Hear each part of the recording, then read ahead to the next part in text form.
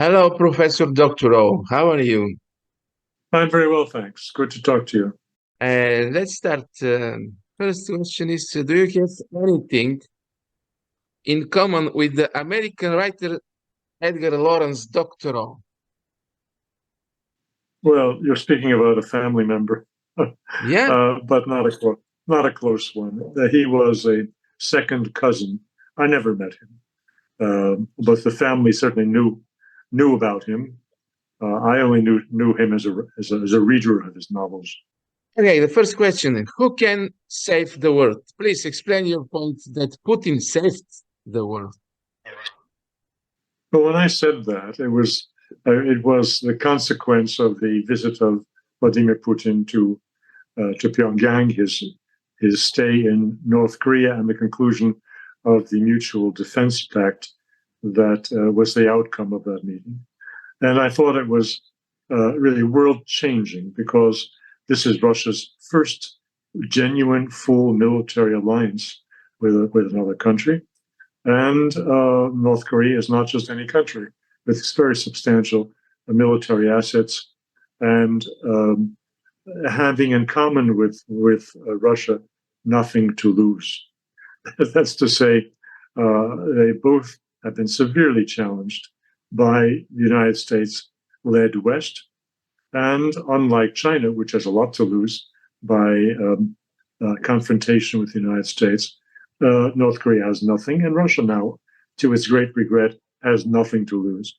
So these two countries presented it seemed to me at the time, a obstacle to further escalation by the United States, in particular to its sending F-16s into the war zone in Ukraine, because the ability of the Russians, together with North Koreans, to strike at American military assets would normally be such that they would dissuade any rational aggressor from proceeding against them. However, I underestimated, I'm afraid, the irrationality of decision makers in Washington. And I must say that the expectations I had that the world was saved and our necks are saved was premature. We'll see how this develops, whether or not cooler heads will prevail in Washington than the heads of Mr. Biden, Mr. Blinken, and Mr. Sullivan. But at present, Sullivan seems to be particularly insouciant, particularly scathing or in his view of Russia, and believing in the invincibility and impunity of American actions with respect to Russia. What is happening on the chessboard globally? Ukraine, Israel, China, Taiwan? The United States' global hegemony is unraveling. The ability of the United States in the Middle East to dictate relations has taken a hit in March of this year, when the Chinese brokered a restoration of diplomatic relations between Saudi Arabia and Iran. It took a hit several days ago when Bahrain announced that it is in diplomatic discussions to restore relations with Iran, Bahrain being one of the signatories to the Abraham Accords, and so was assumed by the United States to be safely in hand and to be forming part of the wall of the Arab states against Iran. So America's ability to dictate the arrangements, diplomatic, financial, and other arrangements between states in the Middle East has been diminished.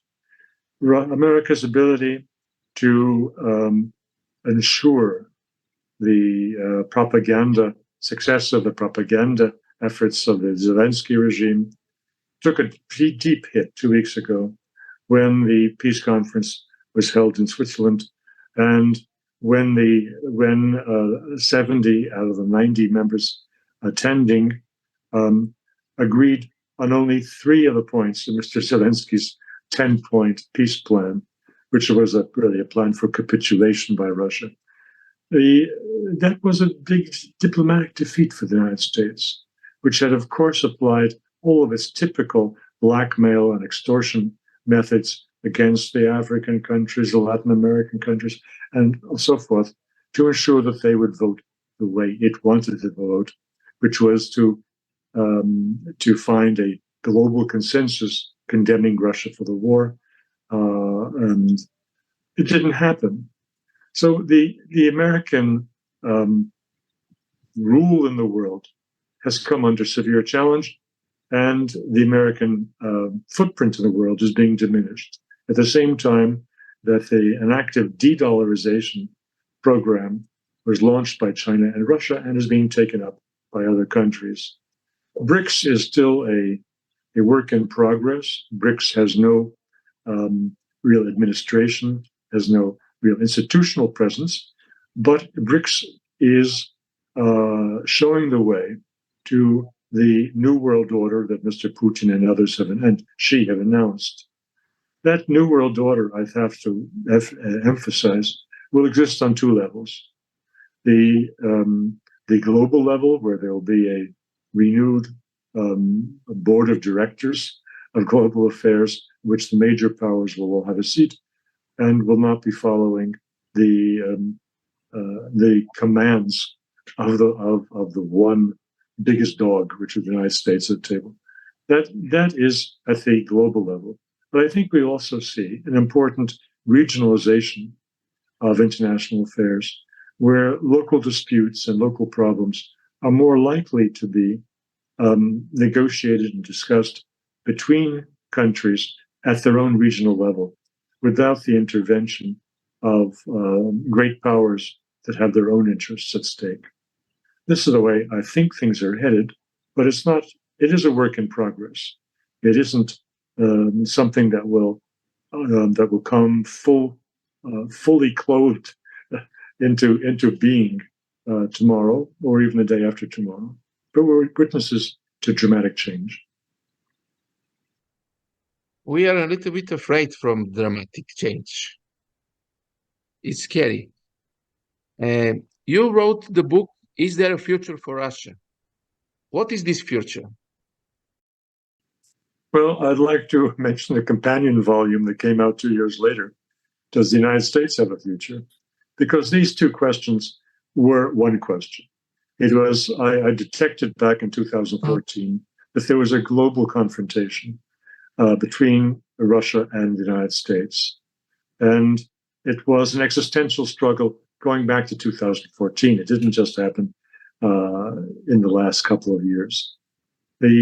Even in the late days of the Obama administration, in the early years of the Trump administration, it was clear that there was a fight for control, a fight for the major position in the world between Russia and the United States.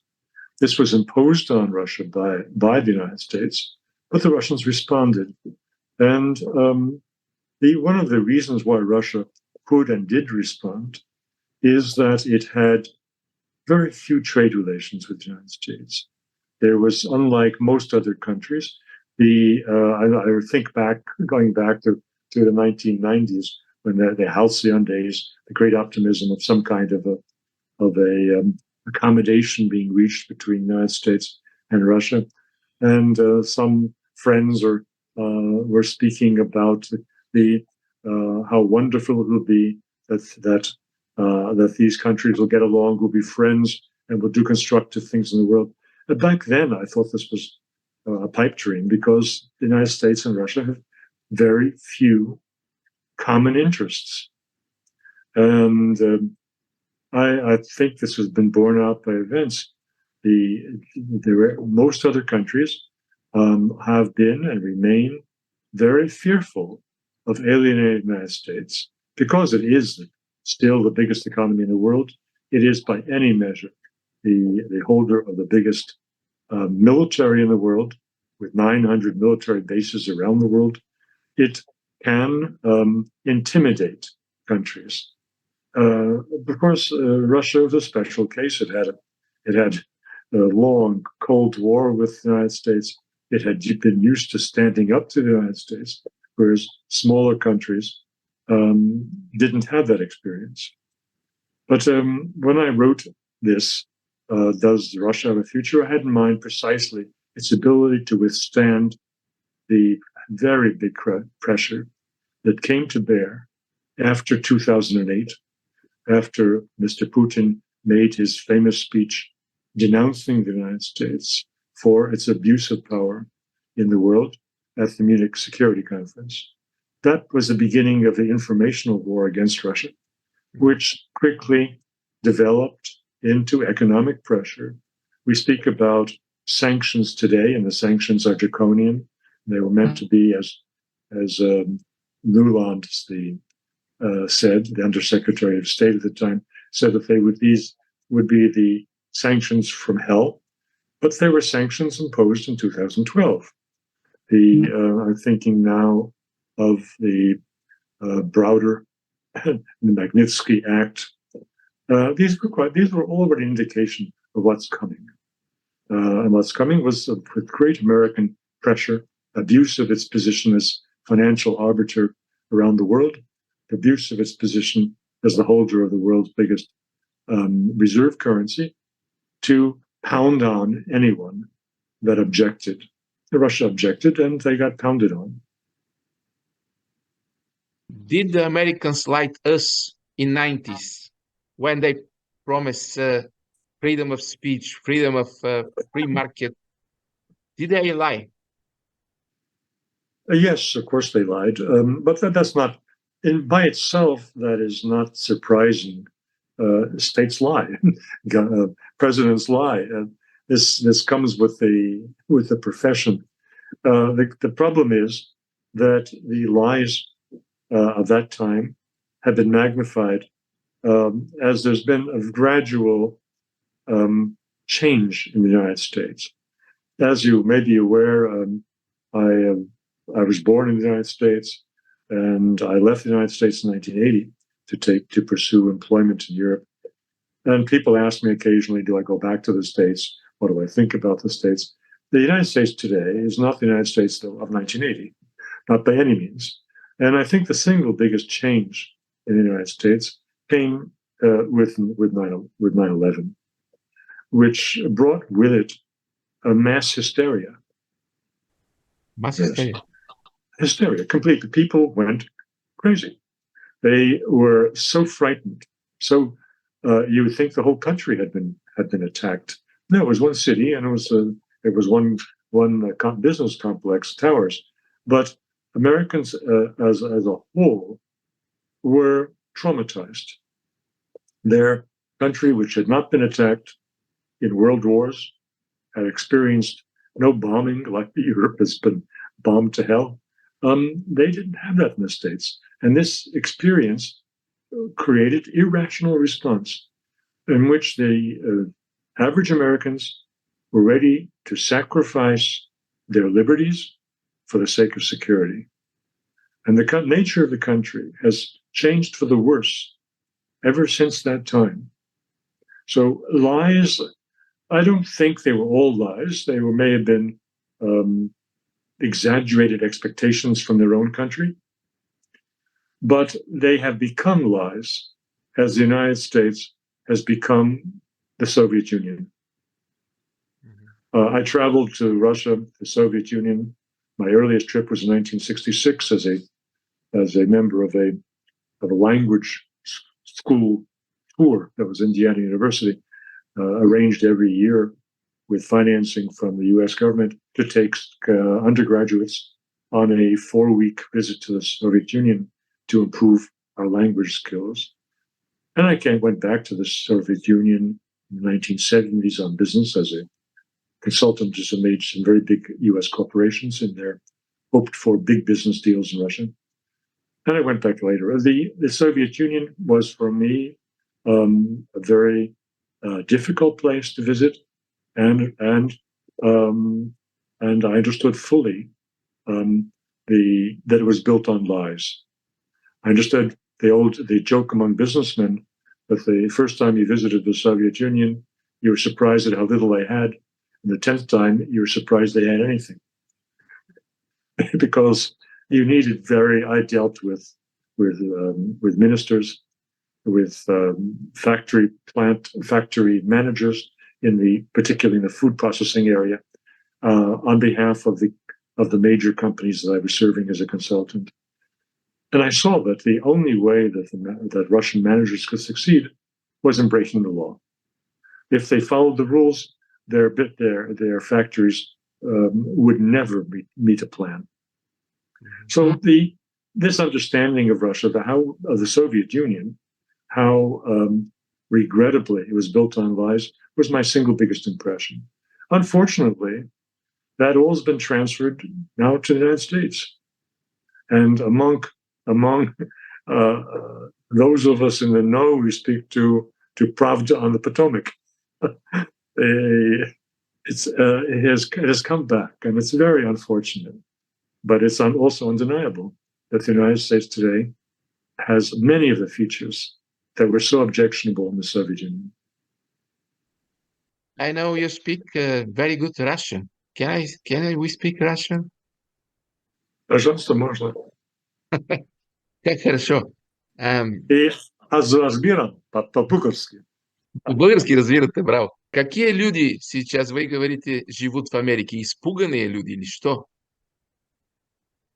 Они отказываются от общественной жизни, они живут свою частную жизнь, они вообще все мои знакомые, даже мои родственники там, они хорошо живут, они довольны жизнью, они абсолютно не чувствуют, не понимают и не хотят понимать, что творится на свете.